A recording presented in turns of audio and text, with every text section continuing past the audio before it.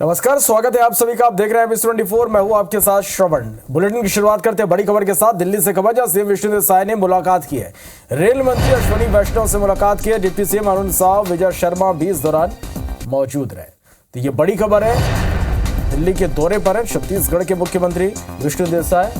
यहाँ पर उन्होंने रेल मंत्री अश्विनी वैष्णव से मुलाकात की। डिप्टी सीएम अरुण साव, विजय शर्मा भी इस दौरान मौजूद रहे।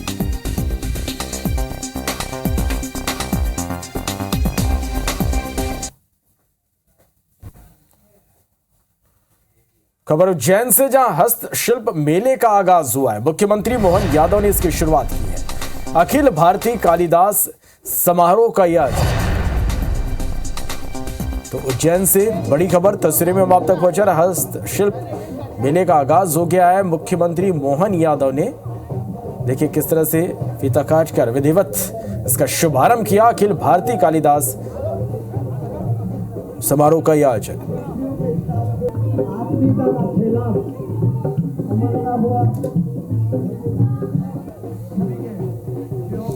तो मुख्यमंत्री मोहन यादव ने इसकी शुरुआत की है और देखिए किस तरह से उनका यहां पर स्वागत हुआ और उसके बाद विधिवत उन्होंने इस कार्यक्रम का आगाज किया। शुरुआत उन्होंने इस कार्यक्रम की।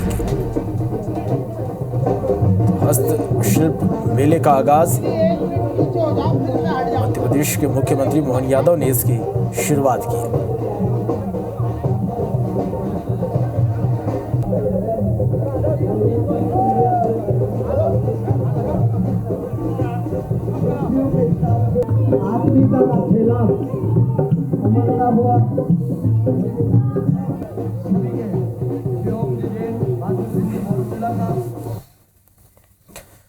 खबर अनूपपुर से, जहां आदिवासी भाजपा नेता को जूता पहनाकर पूर्व सीएम शिवराज ने संकल्प पूरा किया। दरअसल भाजपा जिला अध्यक्ष रामदास पुरी ने साल 2017-18 में संकल्प लिया था कि जब तक भाजपा की सरकार नहीं बनेगी तब तक वो जूते चप्पल नहीं पहनेंगे।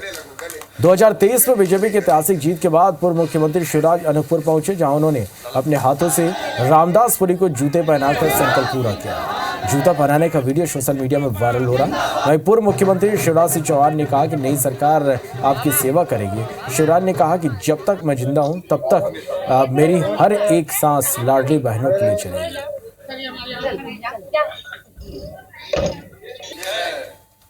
नर्मदा मैया की जय।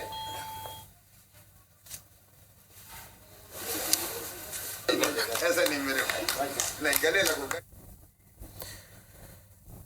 प्रदेश में नई सरकार गठन के बाद रायगढ़ लोकसभा क्षेत्र का राजनीतिक कद बढ़ गया। रायगढ़ जिला मुख्यालय को कैबिनेट मंत्री के रूप में ओपी चौधरी जैसा बड़ा चेहरा मिला। तो वहीं प्रदेश के मुखिया सीएम विष्णुदेव साय स्वयं रायगढ़ लोकसभा सीट से 4 बार के सांसद रह चुके हैं। ऐसे में क्षेत्र में विकास की उम्मीदें बढ़ गई है। राजनीतिक विश्लेषकों का मानना है कि दोनों बड़े चेहरों के सत्ता के शीर्ष में आने से न सिर्फ इंफ्रास्ट्रक्चर डेवलप होंगे बल्कि जिला विकास के नए कीर्तिमान गढ़ेगा। इधर प्रदेश में सत्ता में वापसी से भाजपा भी बेहद उत्साहित है। भाजपा नेताओं का कहना है कि जनता ने डबल इंजन की सरकार पर भरोसा जताया और अब भाजपा इस भरोसे पर खरा उतरने की हर संभव कोशिश करेगी। अब उम्मीद करते हैं कि एक बड़ा नेतृत्व सामने आया है, सरकार भी नहीं है और हमको मंत्री भी मिले हैं और मुख्यमंत्री भी इसी अविभाजित जिले से हैं, तो कम से कम सड़क की दुर्दशा को तो ठीक करनी चाहिए इनको। कि भारतीय जनता पार्टी की सरकार जब भी आती है लोगों के अंदर एक सोच जागृत होती है कि कहीं ना कहीं विकास होगा। और ये तो बहुत ही खुशी की बात है कि रायगढ़ लोकसभा के पूर्व सांसद और वर्तमान में ओपी चौधरी जी यहाँ से मुख्यमंत्री और मंत्री के रूप में बने हैं। तो निश्चित रूप से रायगढ़ के लोगों का सोचना जायज़ है। एक लंबे अंतराल के बाद रायगढ़ को मंत्री का पद भी मिला है। प्रदेश में मंत्रिमंडल विस्तार के बाद एक बार फिर राजनीति गर्मा गई है। साय मंत्रिमंडल में नए और पुराने चेहरों को शामिल किया गया है, लेकिन इसमें कई पुराने चेहरों को मौका नहीं दिया गया जो पहले पार्टी और सरकार में कद्दावर नेता की भूमिका में रहे हैं। ऐसे विपक्ष अब इससे मुद्दा बनाकर भाजपा और हमलावर है। बिलासपुर में भी इसी बहाने कांग्रेस भाजपा पर निशाना साध रही। कांग्रेस नेताओं का कहना है कि बिलासपुर संभाग हमेशा से राजनीति का केंद्र रहा। सरकार में यहाँ के नेताओं को बड़ी जवाबदेही मिलती रही, लेकिन शायद सरकार में भाजपा के दिग्गज नेताओं को शामिल न कर क्षेत्र को उपेक्षा की गई। हालांकि कांग्रेसी ये भी मान रहे हैं कि भाजपा के ये तमाम चेहरे भ्रष्ट चेहरे हैं, जिसके कारण भाजपा ने इन्हें मंत्रिमंडल में शामिल नहीं किया। मुझे लगता है कि मोदी जी ने पुराने भ्रष्ट चेहरों को जो है वो मंत्रिमंडल की टीम में शामिल नहीं किया। यही एक कारण मुझे दिखता है, क्योंकि जिनकी परफॉर्मेंस पिछले कई सालों से जो भ्रष्टाचार की रही है, यहाँ के जो पूर्व मंत्री थे, जो यहाँ पर जो विधायक हैं, उनका कार्यकाल 15 सालों का प्रदेश ने देखा, भाजपा में देखा। मुझे लगता है इसी कारण उनको अवसर नहीं दिया गया है। भारतीय जनता पार्टी का आंतरिक मामला है। उन्होंने यहाँ से अरुण साव को मुंगेली के हैं, यहाँ के सांसद भी रहे, उनको उप मुख्यमंत्री बनाया है। पर मेरा ऐसा मानना है कि भारतीय जनता पार्टी में बहुत ही वरिष्ठ और बहुत तजुर्बेकार विधायक यहाँ पर थे। हाँ, निश्चित रूप से संभाग से है, जिले से नहीं है। और जो राष्ट्रीय नेतृत्व है, प्रदेश नेतृत्व ने जो विचार किया, जो दायित्व दिया गया है, निश्चित रूप से जो भी हमारी घोषणा पत्र है, ये सारी घोषणा पत्र को अमल करेंगे, क्रियान्वयन करेंगे। उसके अनुसार से सरकार आगे चलेगी, अच्छे चलेगी सरकार। खबर ग्वालियर के विश्वविद्यालय थाना क्षेत्र से, जहां ऑनलाइन धोखाधड़ी ने एक गरीब महिला की जान ले ली। दरअसल ठगों ने महिला को घर बैठे पेंसिल पैकिंग की कमाई का झांसा देकर अपने जाल में फंसाया था। आरोपियों ने 3 दिन में 20,000 रुपए लिए थे। महिला ने बचत की रकम और जेवर गिरवी रखकर ठगों को पैसे दिए, लेकिन जब काम नहीं मिला तो हताश होकर महिला ने फांसी लगाकर जान दे दी। सूचना मिलती मौके पर पहुंची पुलिस ने आरोपी के खिलाफ केस दर्ज कर जांच शुरू कर दी है। इसके साथ ही महिला पुलिस अधिकारी ने ठगी का शिकार होने से बचने के लिए अपील भी की है। जब हमने परिजनों से बात की, उस विषय में पूछताछ की, तो उनके द्वारा बताया गया कि इन्होंने कुछ ऑनलाइन लेन देन किया था और उस संबंध में थोड़ी परेशान थी और शायद ऑनलाइन धोखाधड़ी जैसे प्रकरण की शिकार संभावित है इनका होना, तो उसके संबंध में जांच की जा रही है। मेरे को फोन आया था लड़की का कि चाचा मेरे को जो है 1,000 रुपये की ज़रूरत है और कोई कंपनी ऐसी है जो पेंसिल करके बोलते हैं, तो वो मेरे को 15,000 देगी। तो फिर बोले कि मैं जा रही हूँ। तो वो कोई चीज़ वगैरह गिरवी धर के और पैसा लेके, और जैसे पैसे डाले उन्हें आईडी ब्लॉक कर दी। आईडी ब्लॉक हो गई है, तो फिर इसने क्या किया है, फांसी लगाई है, भयभीत हो गई है, क्या है क्या नहीं है। सरगुजा जिले में लंबे समय से शराब में मिलावट की शिकायत के बाद अब एक वीडियो वायरल हो रहा है। इस पर आबकारी विभाग के अधिकारियों ने चुप्पी साध ली। वहीं कलेक्टर ने मामले को गंभीर बताते हुए जांच और कार्रवाई की बात कही। दरअसल अंबिकापुर में गाड़ा घाट के सरकारी अंग्रेजी शराब दुकान का एक वीडियो वहीं के पुराने स्टाफ ने रिकॉर्ड किया। उसने बताया कि मिलावट का विरोध करने पर उसे झूठे मामले में फंसाकर काम से निकाल दिया गया। अब वीडियो सामने आने के बाद कलेक्टर ने इसकी सत्यता की पुष्टि के साथ ही इसमें संलिप्त लोगों पर कार्रवाई का भरोसा दिया है। शराब में पानी मिला रहे थे, तो मैं बोला ऐसा काम तो मैं नहीं करूँगा, मेरे को जेल हो जाएगा इस टाइप से। तो हम लोग मेरे को फिर चोरी का इल्ज़ाम लगा के 1,000 का ऑडियो साहब के पास से निकलवा दिए। हर एक दारू में बस ऊंचा ब्रांड में नहीं होता है, सब नहीं आते हैं अधिकारी जांच करने, आदेश आता होगा। जितने भी लोग इसमें इन्वॉल्व हैं सब पे बड़ी कार्रवाई होगी। अभी जो है ये पहला मामला मेरे संज्ञान में आया है, और अगर इस तरह की कोई संलिप्तता है बड़े अधिकारियों की या इस तरह का कोई मिली भगत अगर पाई जाती है, इसलिए मैंने जो एडिशनल कलेक्टर हैं और एसडीएम है उनको लगाया है कि इंडिपेंडेंटली एक बार जांच करके करें कि अगर इस तरह की संलिप्तता है तो उसमें किसी को छोड़ा नहीं जाएगा।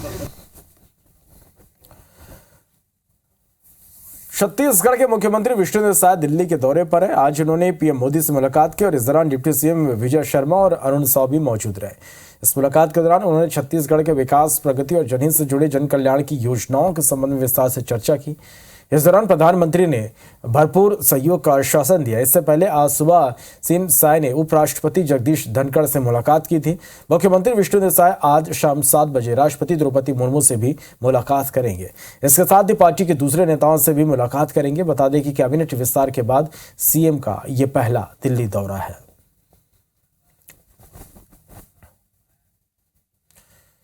एनआईए ने झीरम हत्याकांड के 19 वांटेड आरोपियों की सूची जारी की। इन आरोपियों पर 50,000 रुपए से लेकर 7 लाख रुपए तक का इनाम घोषित है।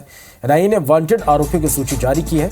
उसके मुताबिक जो भी शख्स आरोपियों की सूचना देगा उसे भी इनाम दिया जाएगा और उसका नाम गोपनीय रखा जाएगा। 19 वांटेड आरोपियों में भगत हेमला उर्फ बद्रू बारसे, सुक्का उर्फ देवा, जयलाल मंडावी उर्फ गंगा, सोमा सोढ़ी उर्फ सुरेंद्र उर्फ माड़वी बारसे, सुक्का उर्फ देवा, कुरसम सन्नी उर्फ कोसी, उर्फ लक्ष्य जैसे नक्सलियों के नाम शामिल है। बता दें कि 10 साल पहले 25 मई 2013 को झीरम हत्याकांड हुआ था, जिसमें कांग्रेस के तत्कालीन प्रदेश अध्यक्ष नंद कुमार पटेल समेत 33 लोगों की हत्या कर दी गई थी।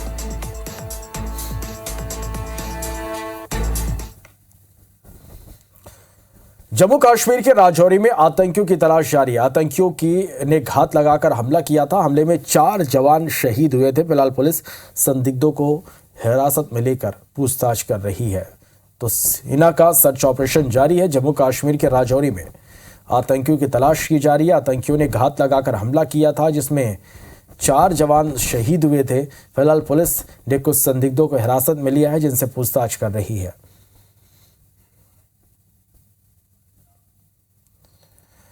कर्नाटक में सीएम सिद्धरामैया के बयान के बाद फिर हिजाब विवाद शुरू हो गया। सीएम ने बयान देते हुए कहा था कि कर्नाटक के स्कूलों में हिजाब पर प्रतिबंध हटेगा। स्कूल में जो ड्रेस चाहते हैं वो पहन सकते हैं। मामले में कर्नाटक के शिक्षा मंत्री ने कहा कि हम कानूनी पहलुओं को देखेंगे। वहीं केंद्रीय मंत्री गिरिराज ने कहा कि कर्नाटक सरकार ने शरिया कानून स्थापित किया। इंडिया गठबंधन की सरकार बनी तो शरिया कानून होगा।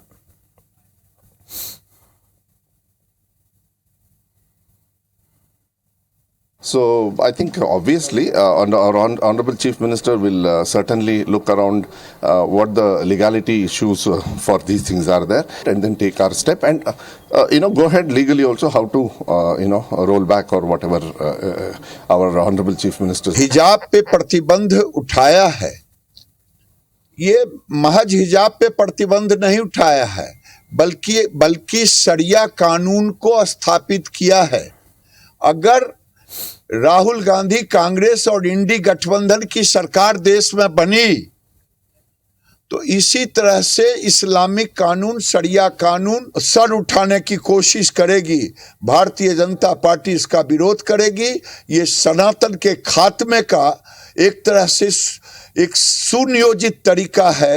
एक तरफ मुस्लिम समुदाय हलाल मीट के माध्यम से, हलाल सर्टिफिकेशन के माध्यम से इस्लामिक कानून लाद रहा है, दूसरे तरफ कांग्रेसी सरकार कर्नाटक में शरिया कानून के तहत हिजाब को लागू किया। शहडोल में एक बड़ा हादसा हो गया है। सड़क किनारे तालाब में अनियंत्रित ट्रैक्टर पलट गया। ट्रैक्टर में दबने से 2 किसानों की मौत हो गई है। 2 गंभीर रूप से घायल हैं। घायलों को जिला अस्पताल रेफर किया गया। खेत की जुताई करने जा रहे थे किसान। ट्रैक्टर में सवार थे 4 लोग। व्यवहारी थाना के बिझा गांव की यह घटना है। तस्वीरें में हम आप तक पहुंचा रहे हैं। शहडोल में एक बड़ा हादसा हुआ। सड़क किनारे तालाब में एक ट्रैक्टर पलट गया। ट्रैक्टर में दबने से 2 किसानों की मौत हो गई। 2 की हालत गंभीर है। निर्मल हमारे संवाददाता फोन लाइन पर जुड़े। निर्मल, क्या अपडेट इस पर? निर्मल, जानना चाहेंगे कैसे ये हादसा हुआ और क्या अपडेट? जी बता दूं कि ये खेत जुताई करने के लिए चारों परिवार के ही सदस्य हैं कि खेत जुताई करने के लिए जा रहे थे। इंजन, ट्रैक्टर का इंजन था, उसी में बैठ के जा रहे थे। जी आगे जाकर जब अनियंत्रित गाड़ी हो गई तो वो जाके तालाब में इंजन वो डूब गया, जिससे 2 लोगों की मौके पर ही मौत हो गई, जबकि एक गंभीर रूप से घायल है और एक ठीक है, हल्की मामूली चोट आई है। चलिए, हादसे की वजह क्या बताई जा रही है यहाँ पर? ये गाड़ी ट्रैक्टर इंजन था जो अनियंत्रित होकर तालाब में जा घुसी, जिससे वो उसमें बैठे लोग डूब गए पानी में, जिससे 2 लोगों की मौत हो गई। ये व्यवहारी थाना क्षेत्र के बिजहा गांव का मामला है। जी चलिए, बहुत शुक्रिया आपका इस पूरी जानकारी के लिए।